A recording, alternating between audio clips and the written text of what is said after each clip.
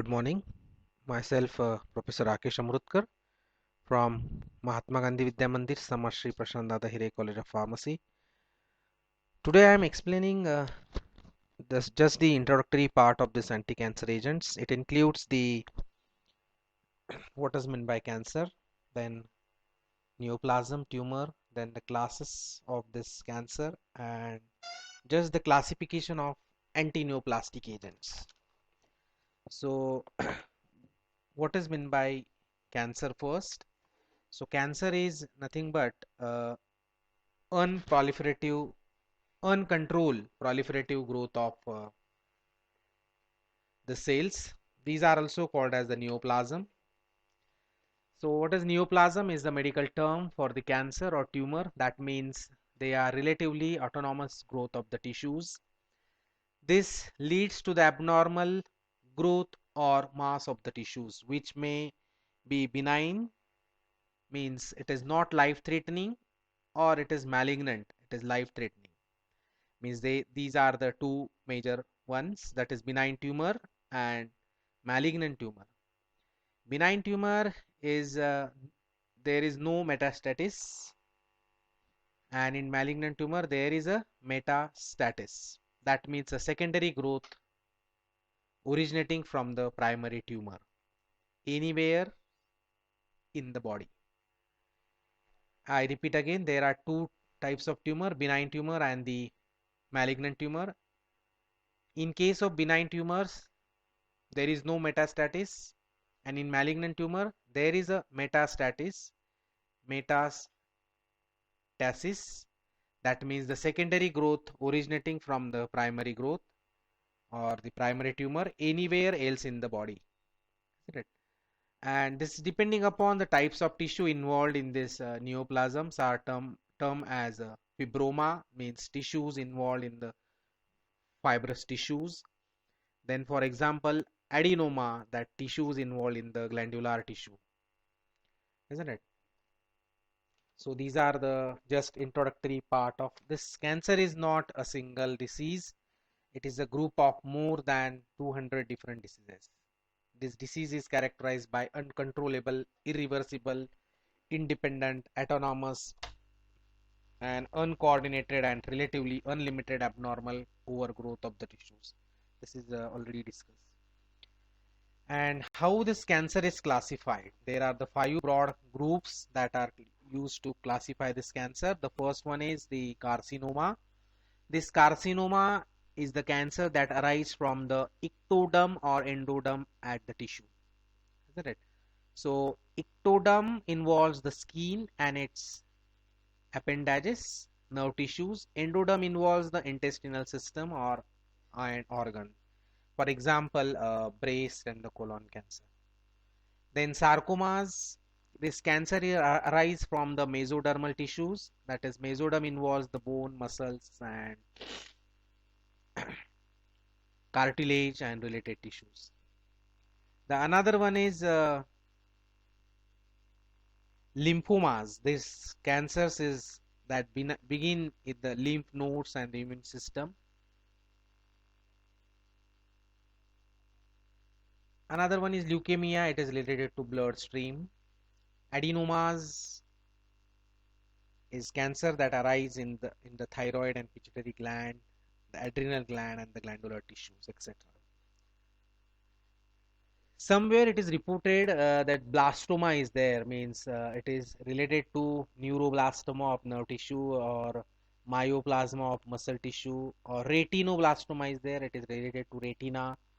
And teraloma is the term that cancer is arise from the cells of ectoderm, endoderm, or mesoderms. Another one is the cancer of blood. There are two types, that is leukemia, as is already discussed. It is related to a WBC count more than normal level, and polycythemia, it increases the RBC count, isn't it? These are the some types of cancers, so it depends upon its organ and the functioning of glands. The next term is a tumor. So tumor is a general term for any abnormal mass or growth of the tissue, which is not necessarily life-threatening. It is already discussed, where as the cancerous tumor is malignant neoplasm, which is highly dangerous. The tumors are classified into two categories, that is benign tumors and malignant tumors, or it is benign tumor is also called as non-malignant tumor. This malignant tumors is it involves the metastasis and the disease or growth that is likely to get uncontrollable grows and lead to death. This is also known as this non-malignant tumor is also known as non-cancerous tumor, which does not metastasize. So I repeat again, this metastasis is the secondary tumor or growth originating from the primary tumor and may grow elsewhere in the body. If cancer cells are metastasized, they spread to other parts of the body and causes the tumors, that is mass of the cells. Okay, this question is there, why cancer is rather difficult to cure in comparison to other microbial infections.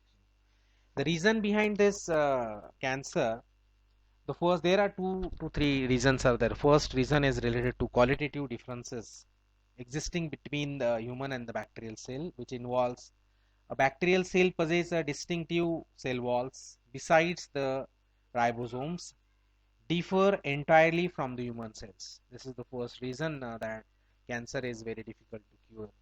In when we consider the quantitative differences, it is do prevail between normal and the neoplastic human cells.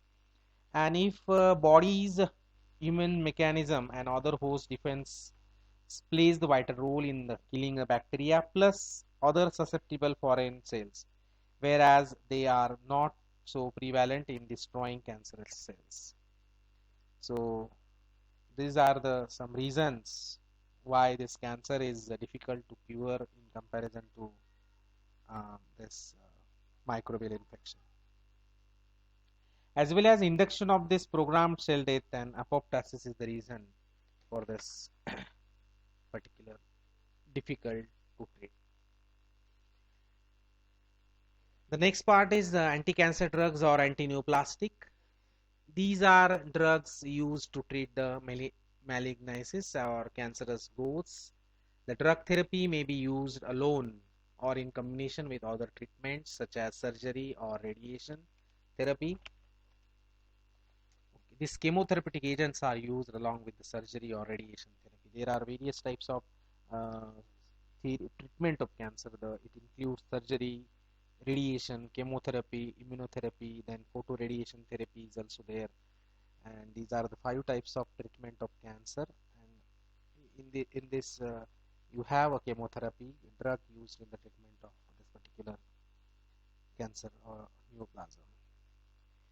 Before this, the causes of the cancer: mutation, radiation, chemical, and the viruses, gene expression change. These are the some causes of cancer. These chemotherapeutic agents are used along with the combination that is called as adjuvant chemotherapy. And for example, surgery plus radiation, surgery plus chemotherapy, or surgery plus or radiation plus chemotherapeutic agents are used simultaneously. This anti-cancer drugs kills the cancer cell by first order kinetic, means concentration dependent killing is done by anti-cancer drugs. For complete cure of cancer, all cancerous cell must be killed as a single cell capable of producing the cancer. Okay, this is the classification. And as per my concern, this classification is based on chemical classification. Okay, but I am explaining there are 2 types. So the first one is it acting on the cell cycle before this classification of anti-neoplastic, means there is a cell cycle, means drugs acting on synthetic phase, that is S phase specific agents are alkylating agents and doxorubicin. These are the 2 types of drugs acting on the synthetic phase. Then G2 phase specific agent, that is alkylating agent and bleomycin. M phase specific agent, vincristine and the vinblastine. These are the naturally occurring anti-neoplastic agents obtained from the vinalkaloid. Then G1 phase specific agent, that is L-asparginase and daunorubicin. These are the 2 examples of G1 phase specific agents. Then the second class is based upon the site of action. The first one is alkylating agents. These are the agents act by causing alkylation of nucleophilic sites in the DNA strands, isn't it? So why these alkylating agents? Alkylation or alkylates nucleophilic sites in the DNA strands. It includes first nitrogen mustard, then alkyl sulfonate, example is busulfan. These alkyl sulfonates are also called as dibutyl sulfonate groups, then nitrosoureas, then ethylenimines and triazines. And this is the classification of alkylating agents. I repeat again, alkylating agents are act by causing alkylation of nucleophilic site in the DNA strands, isn't it? And these are having five types, that is nitrogen mustard, alkyl sulfonate, nitrosoureas, ethylene diamines and triazines. Triazines, dark arbazine is the example. The second class of neoplastic, it is based upon site of action, that is antimetabolites. These antimetabolites are the analogs of normal body metabolites. It generally interferes with the normal metabolic pathway. For example, first folate antagonist, again methotrexate. Then purine antagonist, example is 6-thioquinine or 6-mercaptopurine. Pyrimidine analogs, fluorouracil. These are the three types of this antimetabolites.